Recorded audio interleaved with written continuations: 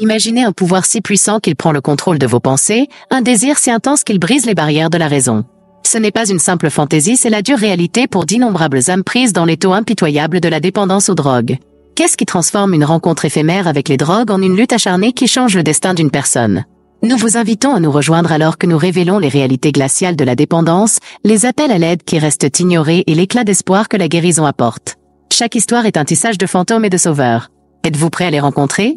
Cette présentation est bien plus qu'une suite d'images, c'est un appel retentissant au monde sur les ravages de la dépendance aux drogues.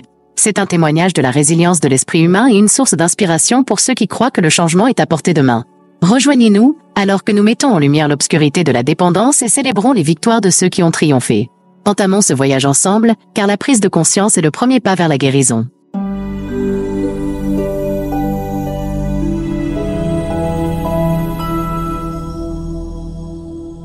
Le chemin vers la toxicomanie commence souvent de manière anodine, avec une expérimentation occasionnelle au milieu des rires et de la convivialité des rencontres sociales.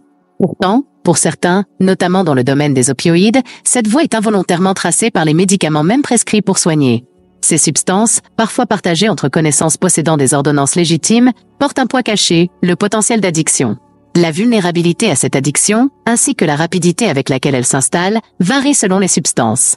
Les analgésiques opioïdes, tristement célèbres pour leurs propriétés addictives, piègent souvent les individus plus rapidement que d'autres drogues. À mesure que se déroule le récit de l'utilisation, le corps de l'individu commence à s'adapter, exigeant des quantités toujours plus importantes pour atteindre les sommets d'euphorie autrefois facilement atteints. Cette adaptation, connue sous le nom de tolérance, marque un tournant où la substance ne sert plus de simple échappatoire mais devient une nécessité pour se sentir normal. Avec le temps, la quête et la consommation de la drogue éclipsent tous les autres aspects de la vie, reléguant au second plan carrière, relations personnelles et bien-être.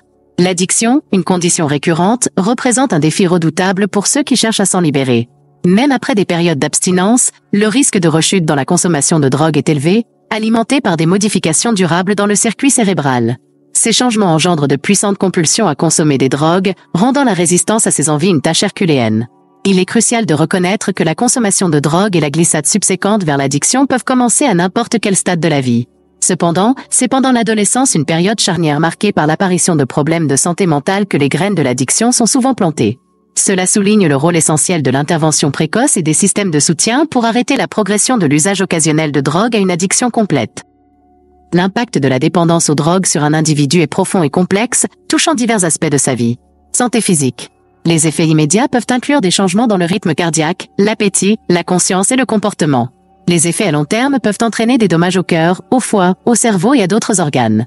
Une overdose peut conduire au coma ou à la mort. Santé mentale. La dépendance peut exacerber ou contribuer à des troubles mentaux tels que la dépression, l'anxiété ou la schizophrénie. Le sevrage peut provoquer des symptômes tels que l'anxiété, l'irritabilité et l'insomnie. Changements comportementaux. Les individus peuvent montrer une augmentation de la secretivité, des changements dans les cercles sociaux et des comportements à risque. Il peut y avoir un déclin des performances au travail ou à l'école. Conséquences sociales. Les relations avec la famille et les amis peuvent souffrir en raison des changements comportementaux et de la priorisation de l'usage des drogues sur les obligations sociales. La dépendance peut conduire à l'isolement social. Impact économique. Le coût de l'achat de drogue peut entraîner une contrainte financière. La dépendance peut entraîner une perte d'emploi ou une réduction de la productivité, exacerbant ainsi les difficultés financières. Problèmes légaux. L'usage de drogue peut entraîner des problèmes juridiques, y compris l'arrestation et l'incarcération. Qualité de vie globale. L'effet cumulatif de ces problèmes peut diminuer considérablement la qualité de vie globale de l'individu. La récupération de la dépendance est possible, mais elle nécessite souvent une approche de traitement complète qui aborde les multiples effets de la dépendance sur la vie de l'individu.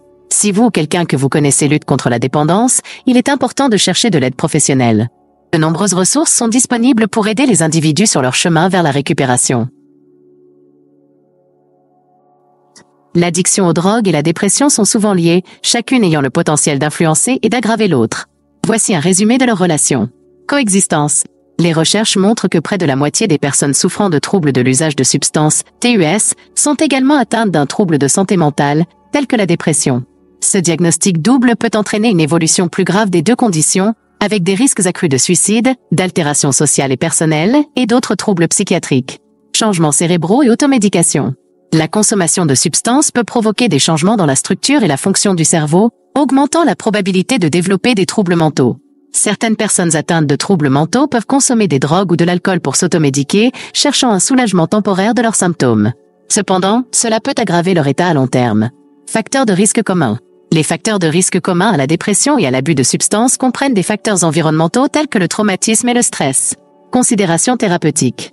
Il est crucial de traiter à la fois la dépression et la dépendance pour un traitement efficace, car négliger l'un peut entraver la guérison de l'autre. Comprendre la relation complexe entre la toxicomanie et la dépression est essentiel pour élaborer des stratégies de traitement complètes qui peuvent efficacement aborder les deux conditions. Si vous ou quelqu'un que vous connaissez lutte contre ces problèmes, il est important de rechercher de l'aide professionnelle spécialisée dans le traitement du diagnostic double. L'addiction aux drogues et son lien avec le suicide est un sujet complexe et délicat. Les recherches suggèrent un lien significatif entre les troubles liés à l'usage de substances et les comportements suicidaires. Voici quelques points clés basés sur les informations disponibles. Usage de substances et comportements suicidaires. La consommation de substances peut augmenter le risque de comportement suicidaire. Cela est dû aux effets aigus des drogues, qui peuvent altérer le jugement et diminuer le contrôle des impulsions, ainsi qu'aux effets chroniques, qui peuvent affaiblir le contrôle cognitif et comportemental, conduisant à une impulsivité et une agressivité accrue. Statistiques. Les études montrent que les personnes qui abusent de l'alcool et ou des drogues tentent de se suicider 6 fois plus souvent que celles de la population générale. L'intoxication aiguë à l'alcool est présente dans 30 à 40% des tentatives de suicide et les opioïdes sont impliqués dans environ 20% des décès par suicide. Problèmes sous-jacents. Souvent, les individus souffrant de troubles liés à l'usage de substances peuvent avoir des problèmes sous-jacents tels que des traumatismes dans l'enfance, des difficultés économiques, des douleurs physiques chroniques et des conditions de santé mentale comme le trouble bipolaire et la dépression. Ces facteurs peuvent contribuer à la fois à l'addiction et à la suicidabilité. Le désir d'échapper à la douleur. L'addiction et la suicidabilité peuvent toutes deux découler du désir d'échapper à la douleur et à la détresse. Les personnes en lutte avec l'addiction peuvent se tourner vers les substances comme moyen de faire face à la douleur de la vie, mais à mesure que l'addiction s'approfondit, la douleur peut devenir plus forte, amenant certains à considérer le suicide comme leur seule issue. Traitement et prévention. Il est important de noter que les troubles de la santé mentale et les troubles liés à l'usage de substances sont traitables. Un traitement efficace peut aborder les problèmes sous-jacents tels que le traumatisme, la perte, le deuil, la dépression et l'anxiété, qui sont souvent associés à la dépendance aux drogues et à l'alcool. Si vous ou quelqu'un que vous connaissez lutte contre l'addiction ou des pensées suicidaires, il est essentiel de chercher de l'aide professionnelle. Des ressources sont disponibles pour fournir un soutien et un traitement aux personnes dans le besoin. Le traitement de la toxicomanie est un processus complexe qui implique souvent une combinaison de stratégies de soutien médical, psychologique et social. Voici quelques éléments clés du traitement de la toxicomanie. Désintoxication. La première étape de nombreux programmes de traitement est la désintoxication, conçue pour gérer l'intoxication aiguë et le sevrage. Cela peut impliquer de réduire progressivement la dose de la drogue ou de substituer temporairement d'autres substances ayant des symptômes de sevrage moins sévères.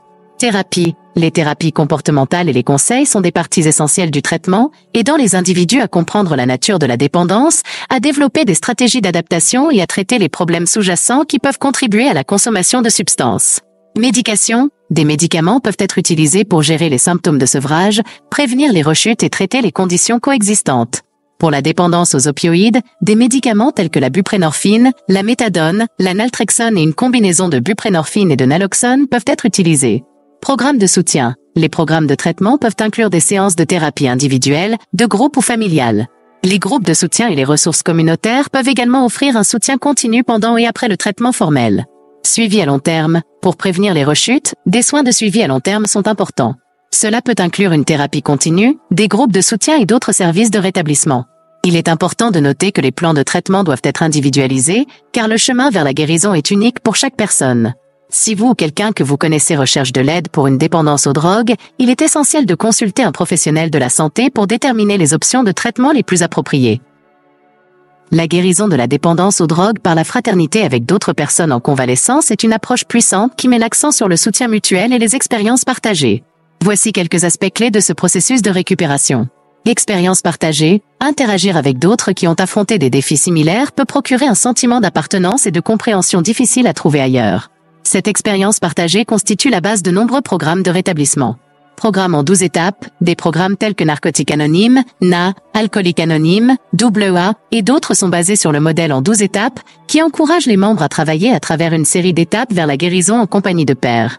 Ces programmes jouent souvent un rôle essentiel dans la récupération durable. Mentorat et parrainage. Avoir un parrain ou un mentor qui est plus avancé dans sa guérison peut fournir des conseils, du soutien et une responsabilisation qui sont cruciaux pour maintenir la sobriété. Soutien communautaire. Les fraternités de rétablissement offrent souvent une communauté qui soutient ses membres de diverses manières, y compris des réunions régulières, des événements sociaux et parfois même une aide financière pour le traitement. Service aux autres, aider les autres dans leur parcours de rétablissement est un principe fondamental des programmes de fraternité. Cet acte de service peut renforcer l'engagement personnel envers la guérison et fournir un sens à la vie. Croissance continue. Les programmes de fraternité encouragent une croissance personnelle et un développement continu, qui peuvent inclure des pratiques spirituelles, de l'éducation et le développement de compétences. Il est important de reconnaître que la guérison est un voyage personnel et ce qui fonctionne pour une personne peut ne pas fonctionner pour une autre. Cependant, le soutien et la camaraderie trouvés dans la fraternité avec d'autres personnes en convalescence se sont avérés bénéfiques pour de nombreux individus sur leur chemin vers la sobriété. La famille dans la guérison d'un toxicomane est essentielle et diversifiée. Les membres de la famille peuvent fournir un soutien indispensable, de la compréhension et de l'encouragement tout au long du processus de guérison. Voici quelques façons dont la famille peut jouer un rôle positif.